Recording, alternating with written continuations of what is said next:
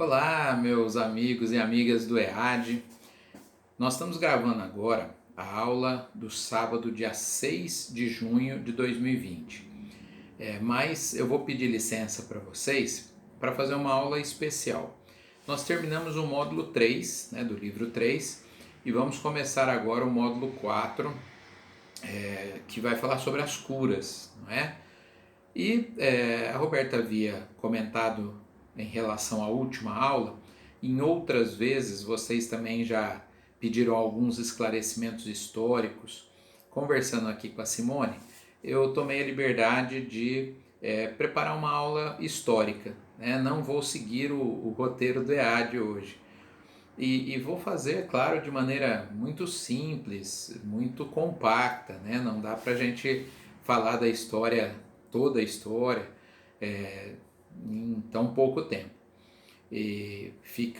Vocês ficarão então à vontade para fazer as críticas, os complementos e até perguntas que porventura, não fique bem clara na minha exposição, vocês poderão perguntar para que a gente então esclareça numa futura gravação aí, se for o caso, tá bom? Bom, então os processos históricos, por que eles são importantes?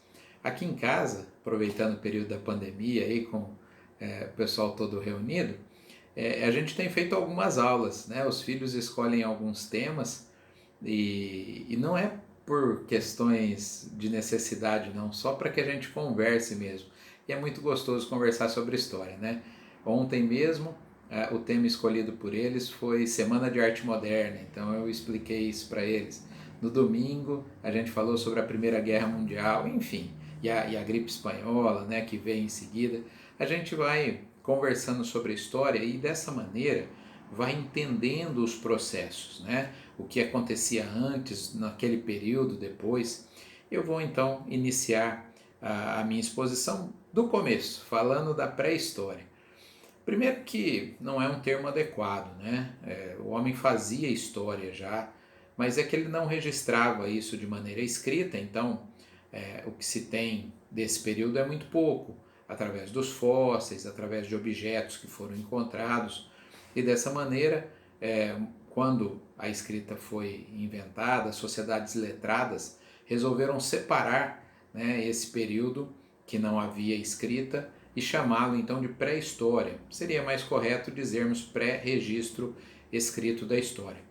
Nesse período, que durou quase 1 milhão de anos, desde o primeiro hominídeo até que a gente passasse a ter, né, a escrita, nós temos o Paleolítico, a Idade da Pedra Lascada, né, onde o homem era nômade e não tinha muita expectativa de vida, era muito, aproximadamente de 20 a 30 anos apenas, tinha que achar o alimento para o dia ali, tinha que enfrentar seus predadores, enfim, um período sem muito progresso. Depois vem o período chamado Neolítico, já bem mais recente, né? Depois de quase 1 milhão de anos de nomadismo, é o período em que o homem domina a agricultura e aprende, né, que quando ele joga uma sementinha ali nasce alguma coisa. Essa é a maior revolução da história da humanidade. Não sei se os professores de história disseram isso para vocês, mas a grande mudança depois de 1 milhão de anos foi dominar a agricultura. Nesse momento, como ele passa a ter excedente de comida, os animais, ele não precisa mais correr atrás dos animais, né? Ele passa a ter os animais ali, domesticá-los e alimentá-los. E domina a pecuária também. Com isso ele se sedentariza, né? Ele pode ficar num local fixo e aí sobra tempo. Sobrando tempo, ele começa a pensar em construção das suas casas, porque antes ele habitava qualquer caverna, qualquer local que abrigasse ele, né, das intempéries, mas agora não, ele pensa em proteger isso com fossos, enfim, ele tem tempo de pensar em armas, ele tem tempo de pensar, de olhar para o céu e olhar a grandiosidade dentro do universo, pensar em questões religiosas, se preocupar com os seus antepassados, né? Enterrá-los, enfim. Começa o sentido, inclusive, de religião, né? Mas ainda estamos no período chamado pré-história. As pinturas rupestres desse período já demonstram algumas questões ligadas à espiritualidade. Por exemplo, um corpo e como se fosse a alma saindo do corpo. Isso demonstra que alguns médiuns videntes possivelmente viam essa situação e descreviam que acabavam sendo pintadas nas paredes. Aí vem a idade dos metais, quando o homem passa a fundir metais, e nesse momento temos o advento da escrita, né? A escrita cuneiforme, a primeira ali na Mesopotâmia, região do atual Iraque, Síria.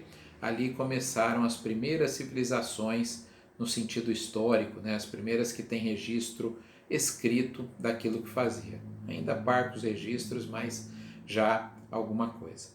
Quais são as grandes civilizações ali que a gente tem nesse período que costumeiramente chamamos de Idade Antiga? Temos os hindus, né? A religião, inclusive, hinduísta. Temos antes deles, na Índia, os Vedas, né? Que são 4 volumes, que é precursora, vamos dizer assim, até do hinduísmo, que já falava da reencarnação. Tem surgimento ali na Índia também do budismo. Então, na Índia surgem as 2 grandes religiões orientais, o hinduísmo e o budismo. Não é? E aí, as religiões ocidentais, ditas ocidentais, surgem principalmente ali na Mesopotâmia.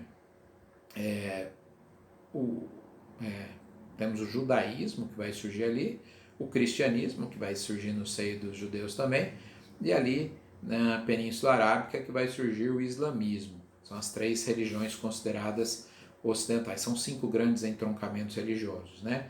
Hinduísmo e budismo, as orientais, e judaísmo, cristianismo e islamismo, as ditas ocidentais. Se nós pegarmos o meridiano de Greenwich, todas são orientais, na verdade, né? Todas ficam a leste do meridiano de Greenwich, mas do ponto de vista histórico é assim que a gente costuma dividir.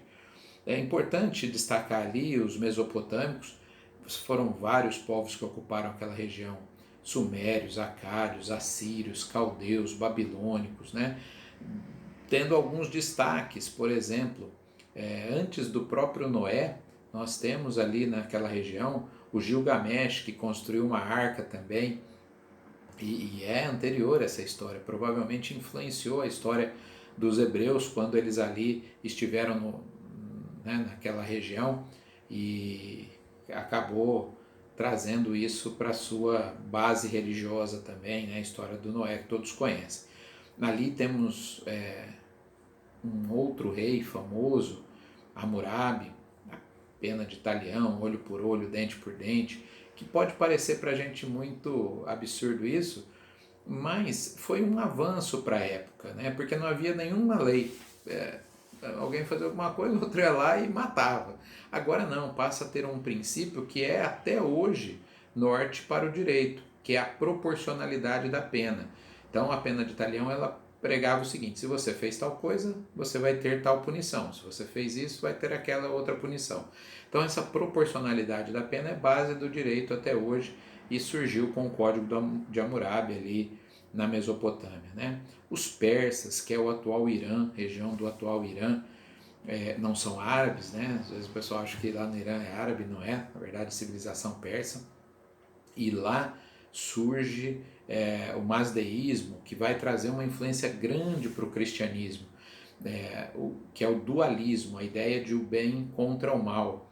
Tinha o Ahura Mazda, que era o deus do bem, que enfrentava o Ahriman, que era o deus das trevas, né, do mal, que vai depois no cristianismo ser representado por Deus e o diabo. Né? A ideia de Deus e o diabo é a influência da cultura persa, desse dualismo persa aí. E por fim, né, para encerrar esse primeiro vídeo aqui, os hebreus, né, que nós sabemos da influência deles através da implantação do monoteísmo, começando lá com Abraão, suas permanentes lutas pela terra, pelo menos 3 naquele período, com o próprio Abraão, depois quando saem do cativeiro de 400 anos no Egito e vão, diz que eles ficam 40 anos no deserto, na verdade essas datações são todas equivocadas, mas aí vão reconquistar a Terra Santa com Josué, porque o perdão, Moisés vai morrer quando eles chegam lá, e depois, quando são libertos do cativeiro da Babilônia, que voltam lá para reconstruir o seu espaço, né, que é onde hoje é o Estado de Israel e da Palestina. Bom, falei um pouquinho de idade antiga e pré-história, já já a gente volta.